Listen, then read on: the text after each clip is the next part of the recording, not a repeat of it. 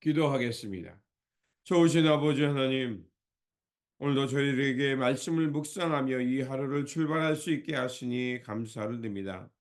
오늘도 우리에게 주신 말씀을 통해서 이 때를 잘 분별하게 하여 주시고, 하나님께서 지명하여 우리를 부르시고 이 땅에 보내신 하나님 나라의 사명이 무엇인지 잘 깨닫게 하여 주옵소서. 그래서 아버지 하나님, 우리를 보내시고 우리를 통해서 이루고자 하시는 하나님의 나라, 하나님 나라의 의의가 무엇인지를 알기를 원합니다.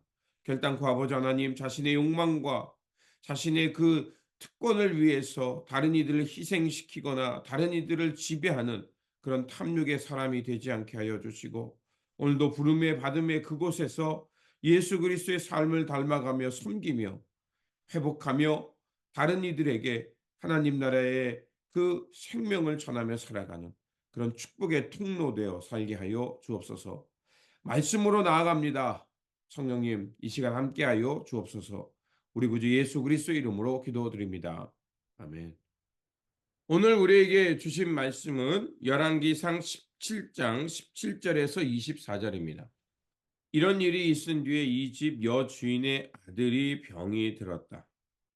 그의 병은 매우 위중하여서 끝내는 숨을 거두고 말았다. 그러자 그 여인은 엘리야에게 이렇게 말하였다. 하나님의 사람이신 어른께서 저와 무슨 상관이 있다고 이렇게 저에게 오셔서 저의 죄를 기억나게 하시고 제 아들을 죽게 하십니까? 엘리야가 그 여인에게 아들을 달라고 하면서 그 여인의 품에서 그 아이를 받아 안고 자기가 머물고 있는 다락으로 올라갔다. 그리고 그를 자기의 침대에 뉘어놓고 주님께 부르짖었다. 주 나의 하나님, 어찌하여 내가 머물고 있는 이 집에 과부에게 이렇게 재앙을 내리시어 그 아들을 죽게 하십니까? 그는 그 아이의 몸 위에 세 번이나 엎드려서 몸과 몸을 맞춘 다음 주님께 또 부르짖었다. 주 나의 하나님, 제발 이 아이의 호흡이 되돌아오게 하여 주십시오. 주님께서 엘리야가 부르짖는 소리를 들으시고 그 아이의 호흡을 되돌아오게 하여 주셔서 그 아이가 살아났다.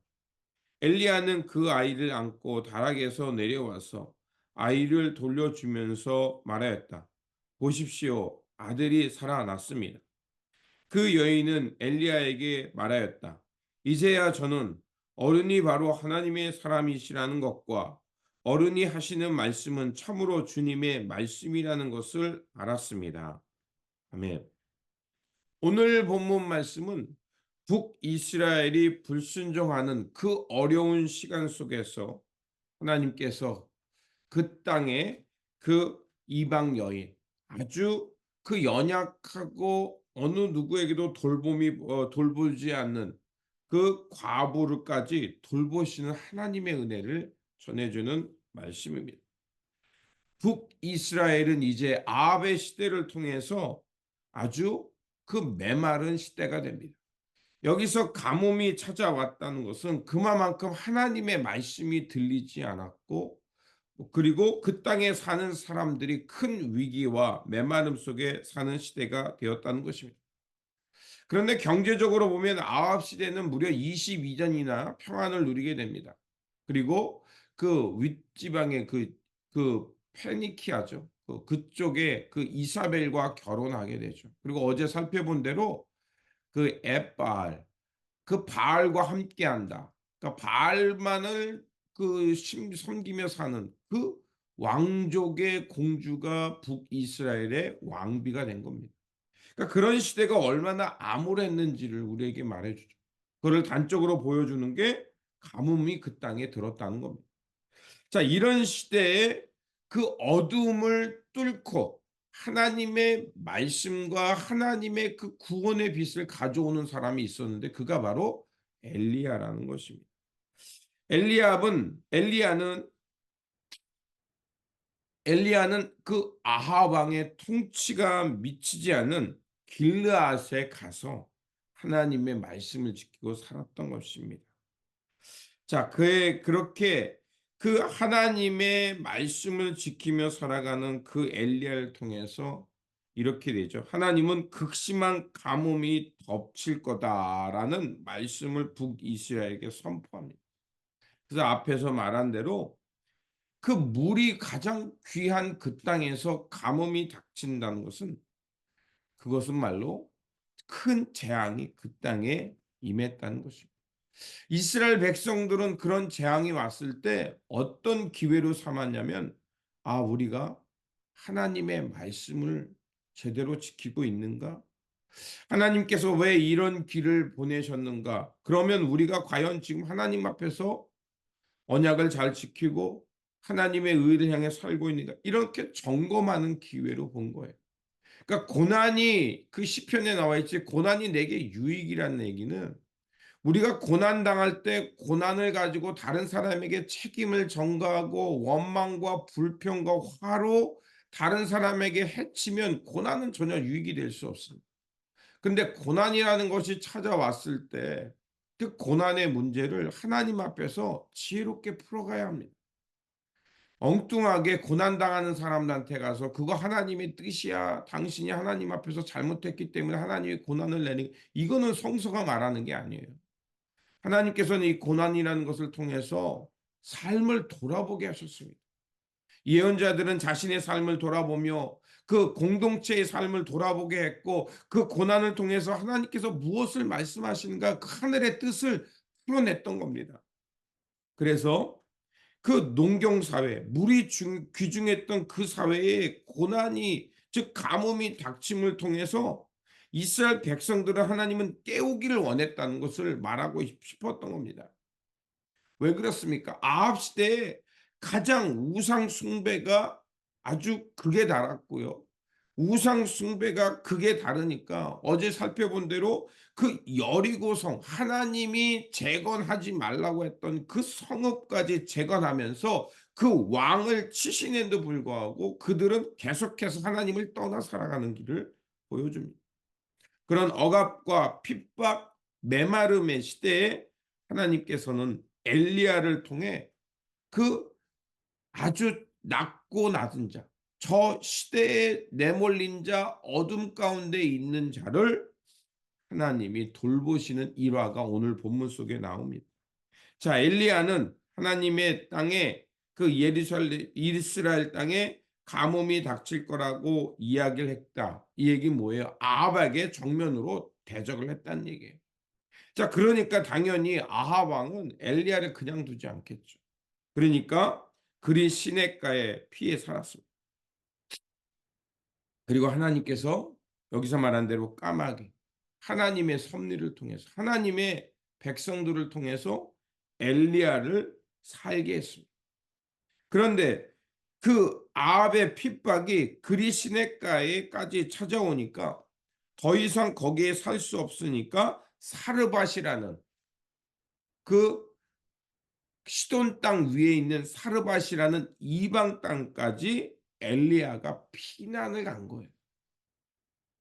근데 그 그 사르밧이라는 지역에 가서도 가뭄이 극심해서 이제 과부가 마지막 그 한 움큼의 밀가루와 그 약간 남은 그 기름, 그것을 구워 먹고 이제 죽을 생각을 하는 상황인데 엘리야를 통해서 그 사르밧 과부를 만나게 합니다.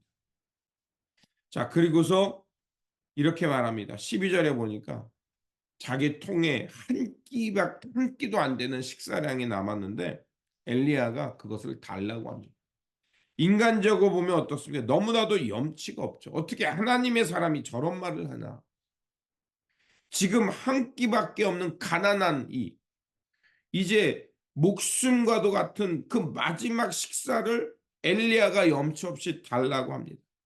그런데 이 이야기의 끝이 우리는 무엇인지 알죠? 이것은 뭐냐면 그녀가 메마르고 굶주릴 수밖에 없고 아무도 그를 돌보지 않는 그 절박한 상황 속에 놓여 있을 때 하나님은 그 작은 자, 저 밑바닥 밑에 그 지하까지 떨어진 삶을 돌아보시는 하나님임을, 그리고 앞에서 말씀대로 사르밧이라는 것은 시돈 땅 위니까 이방 땅 중에 이방 땅이라. 저 이방 여인까지 돌보시는 하나님의 권능, 하나님의 보살핌을 이야기하고 있는 겁니다. 그리고 두 번째로 오늘 우리가 읽었던 이 과부의 아들을 살리는 기적의 말씀이 나옵니다. 자, 하나님의 사람이 이방 땅 과부에게 가까이 있습니다. 자, 이 여인은 그 엘리야의 말을 통해서 하나님은 죄를 벌하시는 하나님, 하나님은 그 이 땅에 가뭄을 내리신 이유가 바로 하나님을 버리고 언약 백성이 언약 백성답게 살지 못했기 때문에 그런 일이 일어났다는 것을 들었을 겁니다. 자, 이 여인이 그러니까 자신의 아들이 죽은 것을 보고 뭐라고 원망합니까? 당신이 나와 무슨 상관이기에 나로 하여금 내게 이른 고난, 내 아들을 데려갑니까? 그러니까 사람이 고난을 받으면요, 누군가에게 이 고난을 전가시키고 싶고 원망하고 싶은 거예요. 왜 그러냐? 내가 이 고난의 의미를 해결하지 못하면 내가 살아갈 수 없는 거예요. 그리고 하나밖에 없는 그 아들이 죽는다. 그 얘기 뭐예요? 자신의 생명과 같은, 자신의 생명과 존재가 부정당하는 상황에 놓인 겁니다. 그런 와중에 엘리야가 그 아들을 품고 자기가 머물고 있는 다락방에 가서 그를 살려달라고 하나님께 부르짖으며 기도합니다. 그리고서 하나님께서 엘리야의 기도를 들으시고 그 과부의 아들을 살립니다. 자, 이 이야기는 무엇을 말합니까? 가난하고 어려운 형편에 있는 여인을 엘리야를 통해 살리게 하시고 먹이셨을 뿐만 아니라 이렇게 그 어려움 중에도 하나님의 말씀을 붙드는 자를 하나님은 외면치 아니하시고 그의 생명을 돌아보신다는 것을 우리에게 말하고 있습니다. 그래서 오늘 본문 속에 22절과 23절에 어떤 이야기 나오냐면 주님께서 엘리야가 부르짖는 소리를 들으시고 그 아이의 호흡을 되돌아오게 하셔서 그 아이가 살아났다. 엘리야가 그 아이를 안고 다락에 내려와서 아이를 돌려주며 말했다. 보십시오. 아들이 살아났습니다. 자, 오늘 읽었던 22절과 23절에 자주 나오는 동사가 있습니다. 살아났다는 겁니다. 살아났다. 하나님께서는 하나님의 백성을 그 가뭄과 고난과 어려움 속에 아무도 돌아보지 않은 그 땅에 하나님은 하나님의 사람을 통해서 생명을 살게 하신다는 겁니다.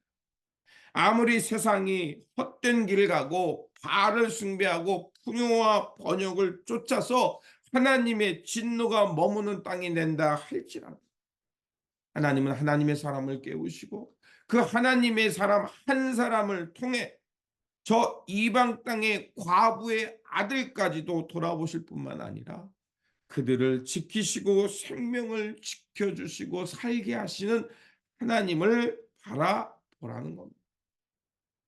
지금은 참으로 어려운 때입니다. 너무나도 자본, 물질주의, 물질 만능주의, 인간에 대한 그 생명 존중이 떨어지고 파괴되고 이제는 점점점 시대가 나와 그 다름을 그게 차별을 하게 되고 분노하게 되고 혐오하게 되는 그런 시대로 가고 있습니다. 이런 시대의 흐름 우리가 막지는 못할지도 모릅니다. 그러나 중요한 건 뭐겠습니까? 이런 시대 사람들이 차별을 용납하지 못하고 나와 다름을 분노하고 폭력을 행사하는 이런 시대에 하나님의 사람들이 해야 할 일은 이런 시대일수록 그 차이와 다름을 극복해서 우리가 그리스도 안에서 한 형제요 한 자매요 예수 그리스도께서 십자가를 통해 보여주신 그 다름을 넘어 그리스도 안에서의 연대와 연합과 평화를 이루는 그 삶이 무엇인지 이야기하고 보여주고 바로 그런 생명과 평화의 공동체를 이루도록 우리가 애써야 할 것입니다. 그렇습니다. 우리가 하나님의 말씀에 100% 순종하면 얼마나 좋겠습니까? 그러나 그렇게 하지 못한다 해도 최선을 다해서 하나님의 말씀을 통해 드러나는 하나님의 나라의 그 생명, 하나님 나라의 생명 살림의 그 역사를 향해서 오늘도 최선을 다해 기도하면서 그런 삶으로 한 번에 하나씩, 그 작은 씨앗이지만 그 씨앗을 뿌리면서 이 하나님 나라의 생명의 열매를 향해 나아가는 저와 여러분들이 되시기를 주님의 이름으로 축원드립니다. 기도하겠습니다.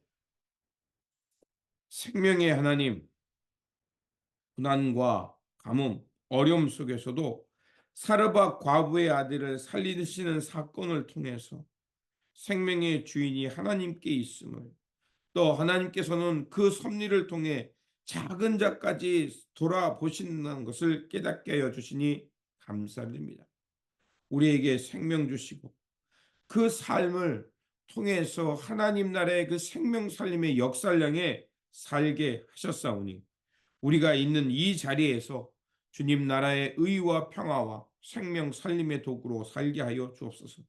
그래서 부활이요 생명이신 예수 그리스도를 전하며 소망을 잃고 죽어가는 이들에게 생명수를 공급하며 살아가는 주님의 백성, 주님의 교회 되게 하여 주옵소서.